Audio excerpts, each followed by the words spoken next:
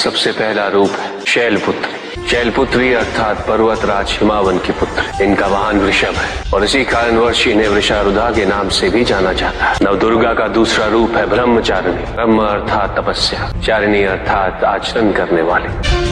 ये रूप उस ज्ञान व आचरण का प्रतीक है जिसके माध्यम से इन्होंने मुझे अपने पति के रूप में प्राप्त किया। नवदुर्गा का तीसरा रूप है चंद्रघंटा। मस्तक पे घंटे के आकार में आधा चंद्र। ये रूप अत्यंत शांतिदायक कल्याणकारी है। विभिन्न प्रकार के अस्त्र और शस्त्र इनकी 8 भुजाओं में सुसज्जित है। इनका तीसरा नेत्र सदैव खुला रहता है। चंद्रघंटा का वाहन सिंह है। ये युद्ध करने हेतु सदैव तत्पर रहती है। इनकी आराधना करने से निर्भीकता और वीरता के साथ ही सौम्यता और विनम्रता का विकास निश्चित है। ये जो मृत्यु देती है वो सुख कारक और निर्भय अवस्था में होती है। इनकी मंद मंद हंसी से संसार का जन्म संभव होता है। यह है नवदुर्गा का चौथा रूप, जिसे कुष्मांडा के नाम से जाना जाता है। अष्टभुजा, शस्त्रधारिणी, व्याघ्रवाहिनी, हिरण्यवर्णा, केवल यही है जो सूर्य के भीतर लोक में वास करती है। 10 दिशाएं इन्हीं से आलोकित है। जिनकी कृपा से मूर्ता भी ज्ञान सागर में परिवर्तित हो जाती है। वो है स्कंद माता अर्थात तुम्हारी माता। नवदुर्गा का 5वां रूप सिंह वाहिनी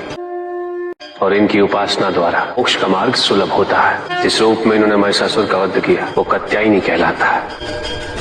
इनकी आराधना करने से अर्थ, धर्म, काम और मोक्ष फलों की प्राप्ति होती है। श्याम रंग, खुले केश, एक हाथ में लोहे का कांटा और एक में खड़ग, जिनका आशीष शुभों का कर्ता और कारक है। ये रूप कालरात्रि रूप कहलाता है। ये अंधकार का विनाश करती हैं। इनकी आराधना करने से असुरी शक्तियां भी भयभीत हो जाती हैं। श्वेत वर्ण, श्वेत वस्त्रों से सुसज्जित, चतुर्भुज, त्रिशूलधारी, तालवाद्य धारण करने वाली ये इस रूप में अपने उपासकों को अभयदान देती। ये इनका महागौरी रूप है। माँ दुर्गा का 9वां रूप सिद्धदात्री कहलाता है। प्रकम्य, अश्वित्व, अशित्व, ये 8 सिद्धियां केवल इन्हीं की कृपा से प्राप्त हो सकती। मेरा अर्धनारीश्वर रूप इनके सिद्धदात्री रूप की ही देन है।